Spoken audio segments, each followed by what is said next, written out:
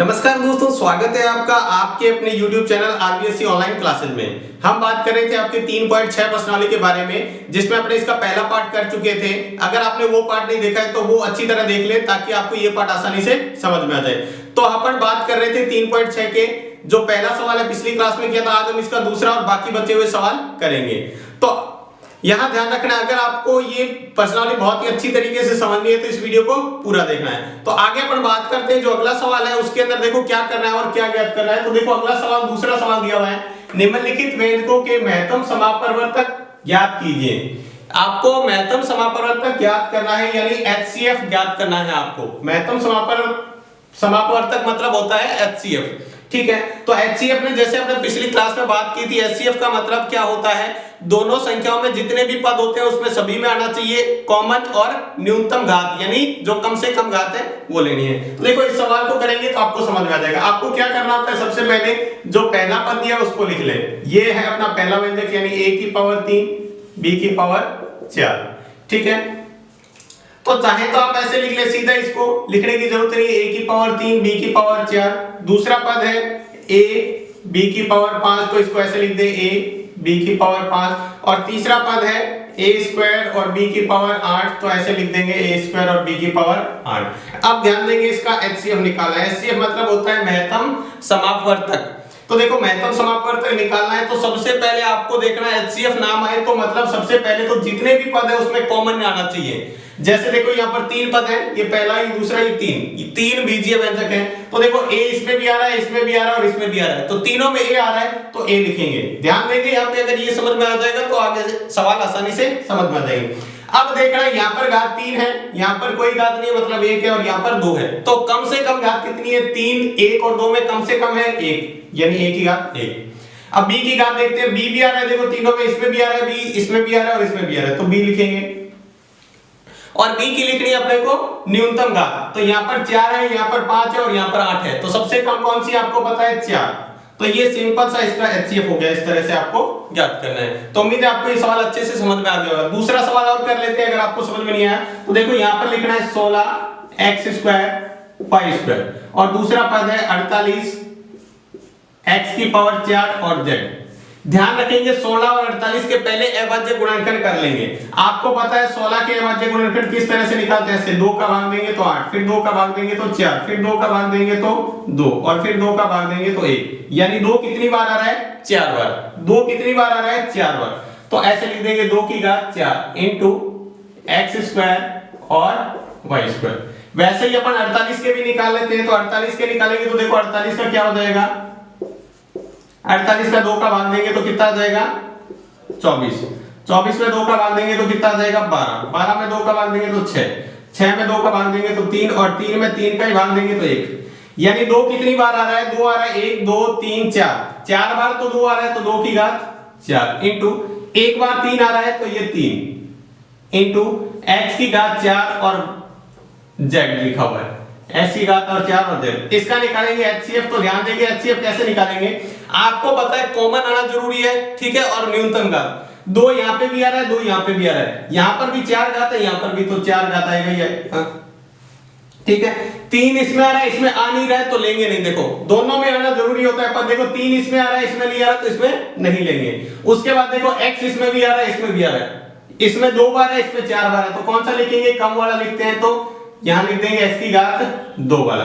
देखो इसमें y आ रहा है, इसमें आ नहीं रहा, y नहीं आ रहा दोनों में तो नहीं लेंगे, z भी दोनों में नहीं आ रहा तो नहीं लेंगे, ठीक है। अब 2 की घात 4 मतलब 2 को 4 बार गुणा करो, 2 इंटू 2 इंटू 2 इंटू 2, 2 को 4 बार गुणा करते हैं तो कितना आता है, 2 को 2 से गुणा करो 4, 4 को 2 से करेंगे 8, 8 को 2 से करेंगे 16, कितना आ गया, इसको 2 की घात 16x स्क्वायर। ये इसका हो गया HCF। तो इस तरीके से आप किसी भी सवाल का HCF बीजीय व्यंजकों का इस तरह से निकालते हैं। तो आपको समझ में आ गया होगा इसका बेसिक। आपको क्या करना होता है, जो दोनों पदों में या 2 या 3 जितने भी पद होते हैं उसमें कॉमन आना चाहिए और कम से कम घात होनी चाहिए, तो वो अपना होता है HCF। इसके बाद देखते हैं अपन दूसरे का दूसरा सवाल। इसके अंदर आपको 3 पद दिए, पहला पद ये, दूसरा ये और तीसरा ये। देखो दोनों तीनों ही क्या है, द्विघात समीकरण है, तो द्विघात समीकरण हल करके अपन इसका निकालेंगे। तो देखो सबसे पहले पहला पद लेते हैं, x square minus 7x plus 12 बराबर, ठीक है।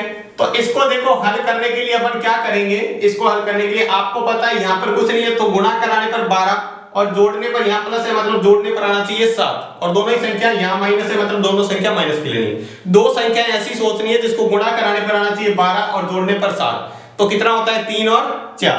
तो देखो मैंने यहाँ हल कर दिया x square minus 3x minus 4x plus 12। देखो आपको पता है 3 और 4 तो माइनस का ही 3 और माइनस का ही 4, इन दोनों में से कॉमन आ रहा है x, तो ये बचेगा x माइनस 3।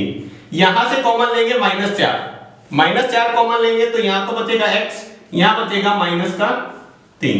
यहां से कॉमन लिया तो x माइनस 3 हो गया और एक हो गया x माइनस 4। देखो x माइनस 3 कॉमन ले लिया तो यहाँ x बचा और यहाँ माइनस 4 बचा।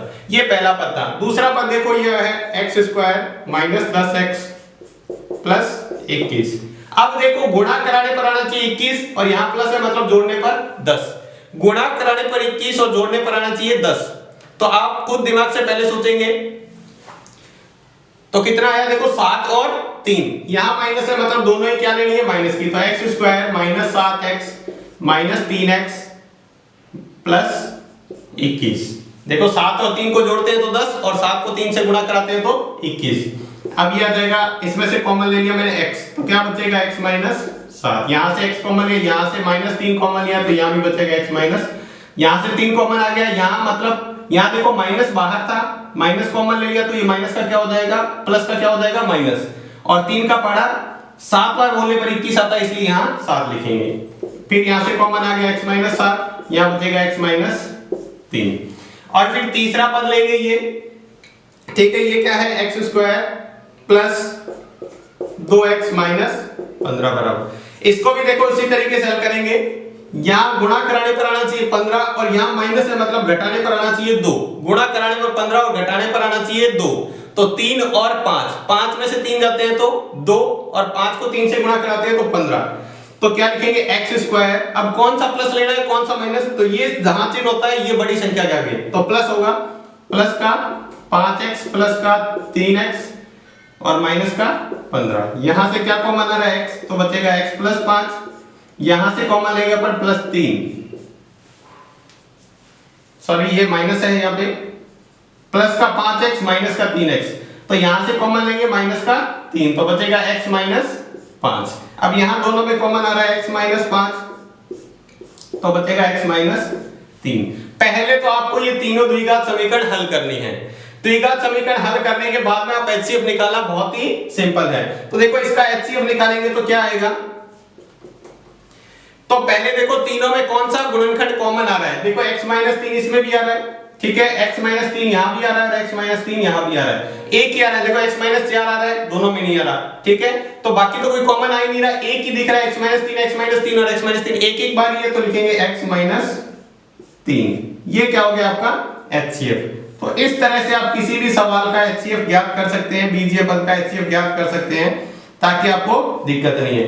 तो बहुत ही आसान तरीका है, आपको देखो ये तरीका तो आपने पहले ही सीखा था, जो द्विघात समीकरण हल करना सीखा था सबसे पहला भाग गुणनखंड विधि से, तो उस विधि से आपने इसको हल कर लिया और उसके बाद इसका HCF निकाल लिया। उम्मीद है आपको अच्छे से समझ में आ गया होगा। इसके बाद देखते हैं पर पहले का दूसरे का चौथा सवाल। देखो ये दो पद दिए हुए, एक पहला पद ये रहा, दूसरा पद ये रहा, इसको आपको ज्ञात करना है महत्तम समापवर्तक यानी HCF ज्ञात करना है। तो देखो पहला पद लिखते हैं पहले x प्लस 3 इसका स्क्वायर और फिर x माइनस 2 लिखा हुआ है, ये आपका पहला पद। तो देखो आप इसको ऐसे भी लिख सकते हैं x प्लस 3 का स्क्वायर और x माइनस 2। देखो इसको कोई गुणा करना जरूरी नहीं है, आप सीधा ही निकाल लेंगे, इसको गुणा करेंगे तो फिर मुश्किल हो जाएगा। उसके बाद x प्लस 3 और x माइनस 2 का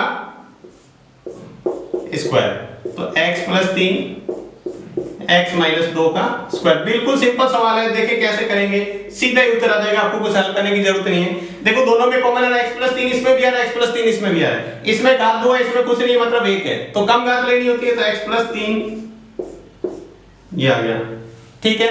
इसके बाद देखो x माइनस 2 इसमें भी आ रहा है, इसमें भी आ रहा है, तो कम घात कितनी है, x माइनस 2 यहाँ एक बार है, यहाँ दो बार है, तो एक बार वाले लिख दें। चाहे तो आप इसको गुणा करके लिख सकते हैं, नहीं तो ये भी अपना आंसर हो गया। देखो कुछ भी नहीं किया, इतना सिंपल सा आंसर निकाल सकते हैं एचसीएफ का। थोड़ा सा ध्यान रखना है कौन सी दोनों में कॉमन आ रहा है वो ही लेना है और कम घात वाला लेना है। अगर कॉमन नहीं आ रहा तो फिर वो नहीं लेंगे। तो ये था आपका चौथा सवाल। इसके बाद देखते हैं इसका दूसरे का अगला सवाल। आपको दिया हुआ है पहला पद और दूसरा पद, दो पद दिए हुए हैं, उसी तरह से हल करेंगे। देखो तो इसको लिखा हुआ है 24 6x की पावर 4 माइनस x की पावर 3 माइनस 2x स्क्वायर।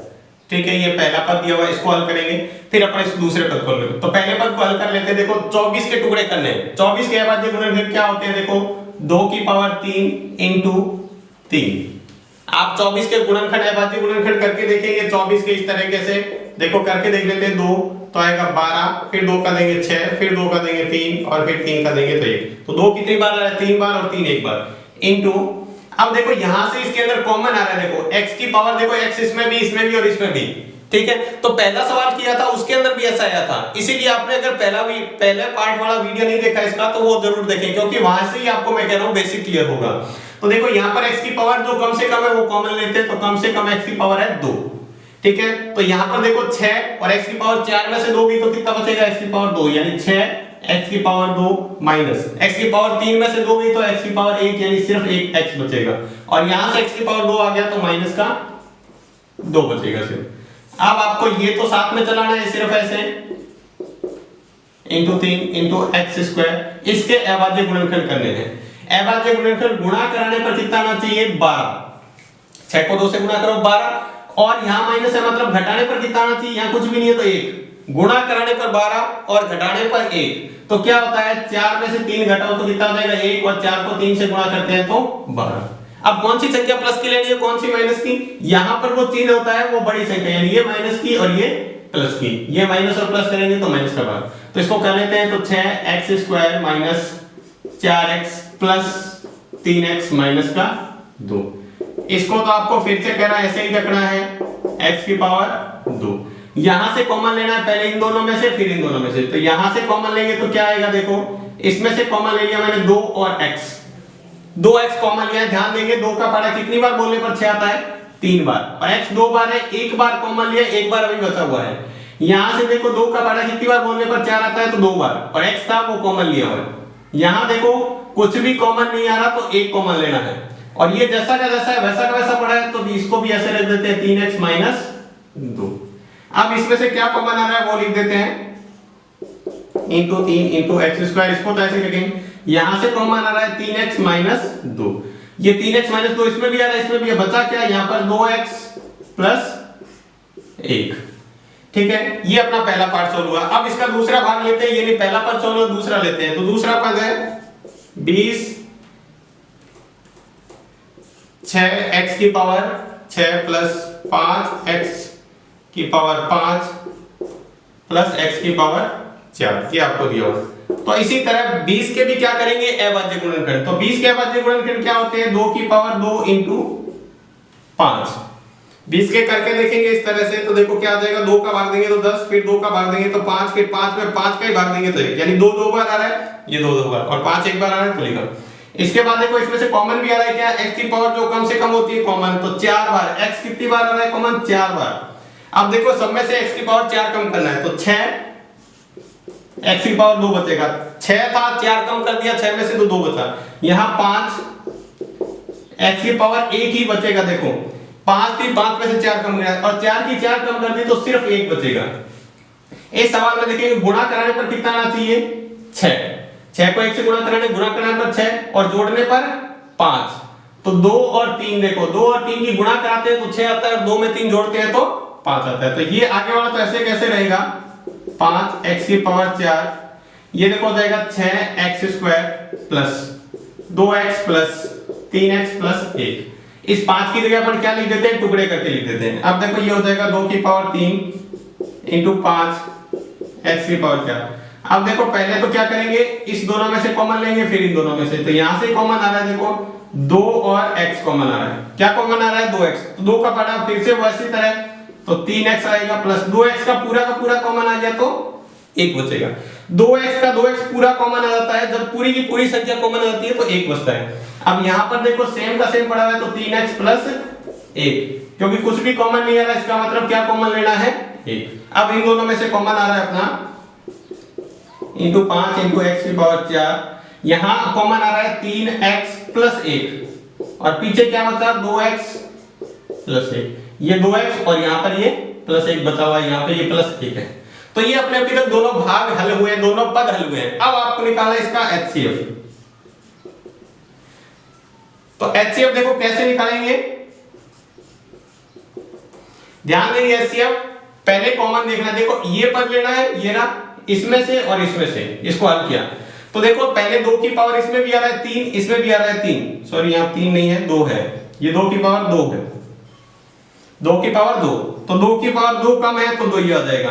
और कुछ कॉमन आ रहा है, इसमें 3 आ रहा है, इसमें 5 आ रहा है तो कॉमन नहीं है। देखो x की पावर आ रहा है, इसमें भी आ रहा है, इसमें भी आ रहा है, तो कम वाली कौन सी, x की पावर 2, तो x की पावर 2 इनटू, अब देखो इनमें से x 3x माइनस 2 आ रहा है, इसमें नहीं आ रहा, यहाँ 3x प्लस 1 आ रहा है, अलग अलग है नहीं कॉमन है। 2x प्लस 1 2x प्लस 1, तो 2x प्लस 1 आ रहा है तो 2x प्लस 1 लिख देंगे, या फिर इसको लिख सकते हैं 2 की पावर 2 का मतलब होता है 4x स्क्वायर और साथ में लिखेंगे 2x प्लस 1, ये अपना हो जाएगा उत्तर। तो ये था आपका दूसरा सवाल पूरा। तो आपको करना क्या है, देखो ये 2 पद दिए होते हैं, ठीक है, उसको आपको पहले क्या है, जो समीकरण दिए हुए उसको हल कर लो। यहां से कॉमन लेके ये 2 द्विघात समीकरण, ये भी एक द्विघात समीकरण बनी थी और यहाँ पे भी एक द्विघात समीकरण, उसको आपको हल करके और उत्तर निकालना है। किताब में आपको यहाँ पर हो सकता है कुछ किताबों में मिस प्रिंट से 3 लिखा हुआ है, 5 की जगह 3 लिखा हुआ है, वहां पर आप 5 कर लें, अगर 3 करेंगे तो इस सवाल को हल नहीं कर पाएंगे, ये मिस प्रिंट हो रखा है, यहाँ 5 ही होगा। तो ये था एक बहुत ही महत्वपूर्ण और सिंपल सा सवाल, इस सवाल को अच्छी तरह कर ले, बहुत ज्यादा महत्वपूर्ण है। इसके बाद देखते हैं अपन तीसरा सवाल। देखो ये भी महत्वपूर्ण सवाल है, इस तरह के भी सवाल आपके कई बार आए हुए हैं पेपर के अंदर, ठीक है। तो देखो आपको दिया यदि ux बराबर ये दिया हुआ है x माइनस 1 का होल स्क्वायर तथा vx बराबर x स्क्वायर माइनस 1 हो तो संबंध LCM इंटू HCF बराबर ux इंटू vx की सत्यता की जांच करनी है। देखो पहले आपको क्या करना पड़ेगा, LCM और HCF निकालना पड़ेगा, तभी तो आप सत्यता की जांच कर सकते हो। तो देखो ये भी हमने पहले बेसिक के अंदर डिस्कस किया था।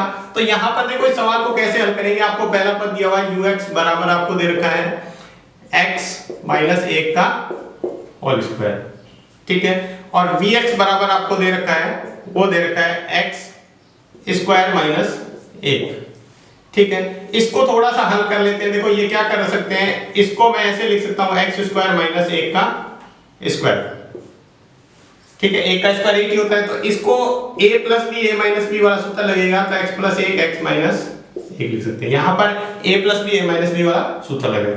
तो देखो पहले इसका निकाल लेते हैं अपन HCF और फिर निकाल लेते हैं LCM, दोनों ही निकाल लेते हैं ताकि आपको जांच करने में सवाल में दिक्कत ना आए। तो देखो LCF क्या होता है, अभी निकाला है, दोनों में कॉमन आना जरूरी होता है। तो देखो x माइनस 1 यहाँ पर 2 है, 2 बार है, यहाँ x माइनस 1 1 बार है, यहाँ कुछ भी घात नहीं है, मतलब 1 बार है, तो कम घात लिखते हैं और दोनों में आना जरूरी है। तो x माइनस 1 इसका हो गया HCF। x प्लस 1 आ रहा है, इसके अंदर आ रहा नहीं है, ये x माइनस 1 2 बार, स्क्वायर का मतलब क्या होता है, ये 2 बार है और यहाँ पर 1 बार है, तो कम घात लिख देते हैं। अब देखो LCM के अंदर देखो x माइनस 1 का होल स्क्वायर, इसमें भी आ रहा है, इसमें भी आ रहा है, दोनों में आ रहा है तो ज्यादा घात देखनी है, नहीं तो है जो लिख देना, और एक आ रहा है x प्लस 1, एक क्या आ रहा है x प्लस 1, तो ये हो गया अपना HCF और LCM। अब इसकी करते हैं अपन सत्यता की जांच। तो देखते हैं सत्यता की जांच करनी, यानी आपने को ये करना है HCF, सॉरी अपन ये लिख देते हैं ux इंटू vx बराबर HCF इंटू LCM। देखते हैं ux का मान कितना है, यहां से मान देते हैं ये रहा x माइनस 1 का स्क्वायर इंटू vx का मान क्या है, vx का ये रहा x square minus 1, x square minus 1 बराबर ये रख के देखते हैं LCM और HCF। HCF कितना है x माइनस 1 और ये कितना है x माइनस 1 का स्क्वायर और साथ में x प्लस 1, ठीक है। ये तो ऐसा कैसे रहने दो, उसको हल करो, चाहे तो आप इसको भी हल कर सकते हैं, लेकिन उसको हल करो तो देखो ये हो जाएगा x माइनस 1 का स्क्वायर, इस दोनों को मैंने पास लिया x प्लस 1 और x माइनस 1, x प्लस 1 और x माइनस 1। देखो दोनों को अगर यहां पर फिर से सूत्र लगाए अगर उल्टा, देखो क्या होता है a प्लस b और a माइनस b बराबर क्या होता है a square minus b square. तो वो सूत्र लगाते हैं, तो ये तो ऐसे कैसे रहने दो, इसमें सूत्र लगेगा तो x का स्क्वायर माइनस 1 का स्क्वायर। और आपको पता है x स्क्वायर 1 का स्क्वायर क्या होता है, x का स्क्वायर तो x स्क्वायर होता है 1 का स्क्वायर 1। तो देखो दो एलसीएम था, ux और vx की गुणा भी यही थी और इसकी ये गुणा भी यही है। तो ये होगी यहाँ पर सत्यता की जांच, यानी ये भी यही था x माइनस 1 का और स्क्वायर और ये था x स्क्वायर माइनस 1। तो ये दोनों क्या है बराबर। तो ये होगी अपनी सत्यता की यहाँ पे जांच कर दी। तो ये इस तरह से अपन सत्यता की जांच भी कर सकते हैं। देखो सिंपल सा सवाल है, पहले आप उसका HCF और LCM निकाल लें। HCF और LCM निकालने के बाद में तो क्या करना है, दोनों पदों की गुणा करनी है। ये दो पद दिए थे, ये पहला पद और ये दूसरा पद, दोनों की गुणा करनी है और उधर HCF और LCM की गुणा करनी है। अगर ये बराबर आता है तो सही है, अपना सत्यता की जांच होगी। बस सिंपल सा सवाल है। इसके बाद देखते हैं इसका चौथा सवाल। ये भी काफी महत्वपूर्ण सवाल है। इसको देखो क्या दिया हुआ है, पहले सवाल समझते हैं। दो व्यंजकों का गुणनफल x minus 7x square plus 8x plus 12, यानी पहले से ही आपको दोनों व्यंजकों का गुणा करके दे रखा है, यानी ux और vx की गुणा करके दे रखी है। यदि इन व्यंजकों का यानी महत्तम समापवर्तक यानी HCF x माइनस 6 दिया हुआ है, तो आपको इसका लघुत्तम समापवर्तक यानी एलसीएम ज्ञात करना है। तो देखो आपको जो दिया हुआ है पहले वो लिख लेते हैं, ठीक है। तो देखो आपको ये दिया हुआ है ux इंटू vx, आपको दोनों का गुणा करके ही दे रखा है। ये दे रखा है x माइनस 7, ठीक है, x square plus 8x plus 12, ठीक है। और आपका इसका HCF भी दे रखा है। थोड़ा सा इसी को पहले हल कर लेते हैं, इस द्विघात समीकरण को हल कर लेंगे क्योंकि बाद में हल करना पड़ेगा, इससे अच्छा पहले ही हल कर लेते हैं। तो x माइनस 7 इसको हल करते हैं तो ये क्या होगा, देखो द्विघात समीकरण गुणा कराने पर 12 और जोड़ने पर 8, तो कितना होता है 6 और 2।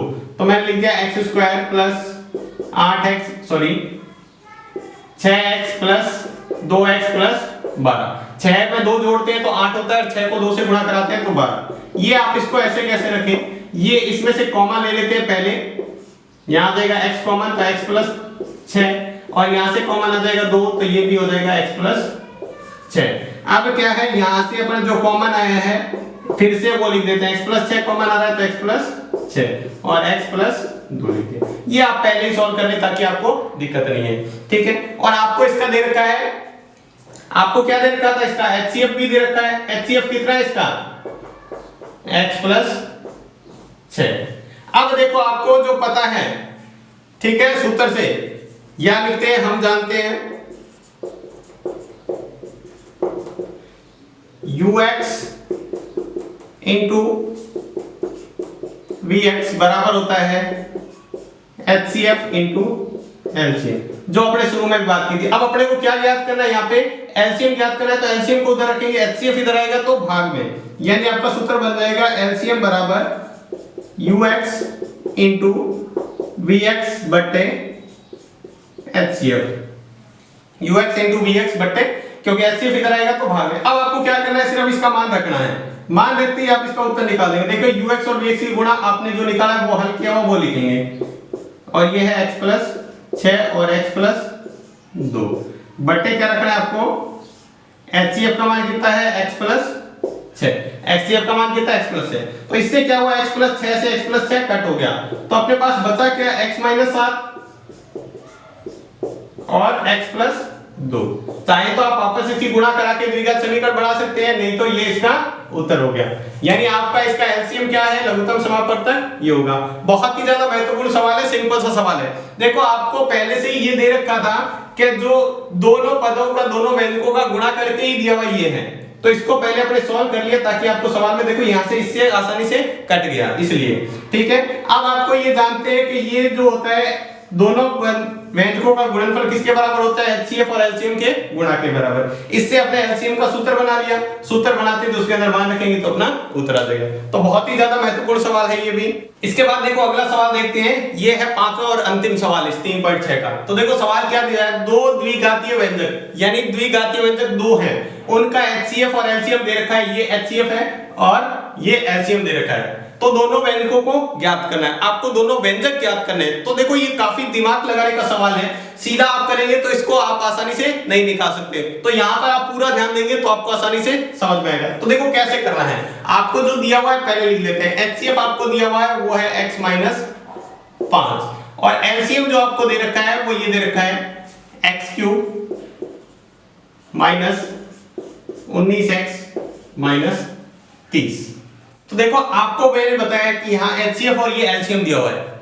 अब जब अपन गुणनखंड करते हैं तो LCM में क्या होता है, HCF दोनों में कॉमन आया हुआ है, यानी LCM के अंदर भी ये गुणनखंड LCM के अंदर पहले से ही मौजूद है, यानी ये इसके अंदर पहले से ही है, ये वाला गुणनखंड इसके अंदर पहले से उपस्थित है। ठीक है, तो इसका या तो अपने इसके गुणनखंड करें 3 घात वाले का गुणनखंड, ठीक है, या तो सीधा गुणनखंड निकालें, नहीं तो अपन क्या करते हैं इसको सरल करने के लिए पहले इसके अंदर इसका भाग दे देते हैं, जिससे अपने क्या हो जाएगा, ये इसकी द्विघात समीकरण बन जाएगी और फिर उसको हल कर लेंगे। तो पहले अपने को ये पता है कि जो एलसीएम होता है, ठीक है, क्योंकि जो पहला पद और दूसरे पद में जो पहला पद है, ठीक है, और दूसरा जो पद होता है उसके अंदर देखो x माइनस 5 तो दोनों में आ रहा है, जो x माइनस 5 है वो दोनों में आ रहा है, तभी तो ये HCF है, कॉमन आया तभी तो। इसका मतलब ये इसके साथ गुणा हो गया तब ये ऐसा बन गया, इसके साथ और भी पद थे, ठीक है, एलसीएम निकाला तब इसके अंदर ये भी आया है x माइनस 5 और इसके साथ 2 पद और आए हैं, तो उनकी गुणा करने पर ये बन गया। तो इसके अंदर x माइनस 5 का एक बार भाग देंगे और फिर आगे हल कर लेते हैं। तो सबसे पहले अपन क्या करते हैं, इसके अंदर भाग देते हैं। तो देखो भाग देंगे तो क्या आएगा, आपको देना है x माइनस 5 का, वैसे अपन भाग देने पहले सीख चुके थे, ठीक है, फिर और दोबारा देख लेते हैं। तो पहले अपन क्या करते हैं, x की घात बराबर करते हैं, तो यहाँ x की घात कितनी है, 1 और 3 बनानी है, तो किससे गुणा करेंगे, x स्क्वायर से। अब इसको x स्क्वायर से गुणा करो तो x माइनस 5 को गुणा करना x स्क्वायर से, तो इसको इससे गुणा करेंगे तो माइनस का 5x स्क्वायर, इसको इससे गुणा करेंगे तो x की पावर 3, यानी x स्क्वायर वाले के नीचे ये आना चाहिए और x वाले पद x क्यूब वाले के नीचे ये, तो ये आ गया। अब x स्क्वायर आ रहा नहीं है तो यहाँ पे साइड में लिख देंगे माइनस का 5x स्क्वायर। ध्यान रखेंगे जो x स्क्वायर वाला पद नहीं आ रहा तो उसको साइड में रखते हैं, फिर चिन्ह चेंज करते हैं, ये माइनस हो जाएगा और ये प्लस हो जाएगा, ये इससे कट हो जाएगा, ये x है और ये x स्क्वायर है, ज्यादा घात है तो ज्यादा घात वाला अपन क्या लिखते हैं, पहले लिखते हैं, ये पहले लिख दिया, माइनस का 19x और माइनस का 30। अब देखो बराबर करते हैं, तो ये x आ रहा है, ये x स्क्वायर है, लेकिन इसके साथ 5 आ रहा है, तो ये भी प्लस का है, ये भी प्लस का है, तो प्लस का क्या लगाएंगे, 5x, क्या लगाएंगे, 5 और x। अब इसको 5x से गुणा करो, तो x माइनस 5 को किससे गुणा करना है, 5x से, तो इसको इससे गुणा करेंगे तो 5 को 5 से गुणा किया 25x माइनस का, इसको इससे गुणा करो तो 5x और x स्क्वायर, तो x वाले के नीचे ये, x स्क्वायर वाले के नीचे ये, तो 5x स्क्वायर माइनस 25x, चिन्ह चेंज करते ये माइनस ये प्लस, ये माइनस होने पे एक जैसा कट गया। अब देखो ये 19 माइनस का, ये प्लस का, ये चिन्ह चेंज हो गया प्लस का, तो 19 25 में से 19 जाएंगे तो कितना बचेगा, 6x माइनस का 30। अब देखो यहाँ x है, यहाँ भी x है, तो इसके साथ 6 आ रहा है, तो यानी इसको 6 से गुणा करनी है, x माइनस 5 को किससे गुणा करना है, 6 से, तो यहाँ लिखेंगे प्लस का 6, तो 6 से गुणा करेंगे तो माइनस का 3 और ये 6x इसके नीचे रख दो, 6x माइनस 30, चिन्ह चेंज करेंगे तो ये हो जाएगा माइनस का, ये प्लस का, तो एक जैसा बिल्कुल ये क्या हो गया, कट हो गया। यानी अगर उसमें से दूसरे पद में से अपन निकाल देते हैं तो ये बचेगा, ठीक है, x माइनस 5 दूसरे पद में से निकाल देंगे तो ये बचेगा, ठीक है, तो अपने को द्विघात समीकरण पता चल गई। अब इस द्विघात समीकरण को हल कर लेते हैं, तो हल करेंगे तो अपने क्या बनेगा, x square plus 5x plus 6 बराबर 0, ठीक है। तो यहां पर देखो गुणा कराने पर 6 और जोड़ने पर 5 तो अपने बहुत सारी बार कर चुके हैं, क्या होता है 2 और 3, तो ये हो जाएगा x square plus 2x plus 3x plus 6, तो इसमें से कॉमन लेंगे पहले फिर उसमें से, तो इसमें से आएगा x तो बचेगा x प्लस 2, इसमें से 3 कॉमन आएगा तो यहां भी बचेगा x प्लस 2, तो क्या बचा, एक तो x प्लस 2 आया और एक x प्लस 3, ठीक है, इसके साथ ये और इसके साथ ये। अब देखो अपन पहला पद निकालते हैं, तो पहला पद या पहला व्यंजक, ठीक है, और निकालेंगे दूसरा व्यंजक। देखो पहला व्यंजक, दोनों में x -5 तो कॉमन आ ही रहा था, तो x -5 तो दोनों में ही आएगा, क्योंकि HCF है तो HCF दोनों में ही आता है। अब आपको निकालने के लिए एक के साथ ये लगा दो, एक के साथ ये, किसी के साथ भी ये लगा सकते हैं, तो x + 2 इसके साथ लगा दिया और x + 3 इसके साथ। तो ये इसका पहला व्यंजक था, ये इसका दूसरा व्यंजक था। चाहे तो आप इसकी गुणा भी करा सकते हैं। अगर गुणा कराएंगे तो देखो पहला व्यंजक क्या बन जाएगा, इसको अगर गुणा करके हल करते हैं तो देखो ये हो जाएगा x और x² ठीक है, 3 2 माइनस का 3x प्लस का माइनस का ही 10, ये पहला व्यंजक आ जाएगा। और इसी तरह दूसरे व्यंजक की गुणा करेंगे तो ये क्या हो जाएगा, इसकी भी अंदर गुणा करेंगे तो x² माइनस ये आ जाएगा 2x माइनस 15। पहला व्यंजक ये, दूसरा व्यंजक ये, तो दोनों व्यंजक गुणा करेंगे तो ये बन जाएगा, अदरवाइज ये भी आप उत्तर लिख सकते हैं। तो पहला व्यंजक देखो, दूसरे दोबारा से क्या है, हमेशा एलसीएम के अंदर HCF पहले से ही मौजूद होता है। एलसीएम जब भी निकालते हैं तो उसके अंदर HCF होता ही होता है। तो HCF में इसके भाग करके अपने एक द्विघात समीकरण बन गई, ठीक है। इसके हल किया, अपने द्विघात समीकरण को हल किया तो अपने दो टुकड़े मिल गए इसके, ठीक है। एक के साथ ये, क्योंकि HCF तो दोनों में आता ही आता है, तो HCF तो दोनों में लगाना ही लगाना है। अब एक के साथ ये पद और ये पद, इस दोनों पदों का आप HCF निकालोगे तो ये आएगा, और एलसीएम निकालोगे तो एलसीएम की गुणा करोगे तो ये आएगा। तो ये था आपका पांचवा सवाल। इस सवाल को बहुत ही ज्यादा ध्यान से कीजिएगा, क्योंकि ये थोड़ा सा आपको कह सकते हैं आपके लेवल से थोड़ा सा ही, अगर आप इसको अच्छी तरह करेंगे एक दो बार तो आप खुद आसानी से कर सकते हैं। तो ये थी आपकी 3.6 प्रश्नावली, यानी पूरी तीसरी प्रश्नावली, ठीक है। थोड़ी बड़ी थी लेकिन आपको ये काफी सारे कॉन्सेप्ट इसने क्लियर करवा दिए। अगर आगे भी आप मान लो 10th के बाद साइंस लेते हैं तो ये आपको काफी हेल्प करेगी अगर आपको इसने ध्यान से किया है। तो आज की क्लास में बस इतना ही। क्लास आपको कैसी लगी हमें कमेंट बॉक्स में लिखकर जरूर बताएं। अगर आपको क्लास अच्छी लगी है तो लाइक करें। तो आज की क्लास में बस इतना ही, धन्यवाद।